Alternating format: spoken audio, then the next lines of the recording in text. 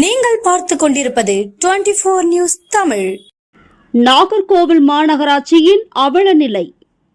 நாகர்கோவில் அண்ணா பேருந்து நிலையம் அருகே மகளிர் குழந்தைகள் பொதுமக்கள் நடந்து செல்லும் பாதையில் பாதாளக்குழி போல் உயிர் பலி வாங்கும் கழிவுநீர் ஓடை பழுதடைந்த நிலையில் அதிகாரிகள் கண்டு காணாததை போல் இருப்பது பொதுமக்களுக்கு மனவேதனையை கொடுக்கிறது.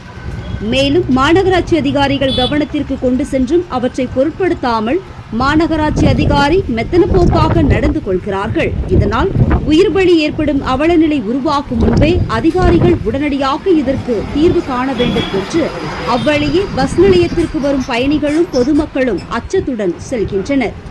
இதை மாநகராட்சி நிர்வாகம் கவனத்தில் கொள்ளுமா என்ற எதிர்பார்ப்புடன் நாகர்கோவில் மக்களின் வேண்டுகோளாக இருக்கிறது. 24 நியூஸ் தமிழ் செய்திகளுக்காக கன்னியாகுமரி மாவட்ட செய்தியாளர் அபிஸ் ராஜா.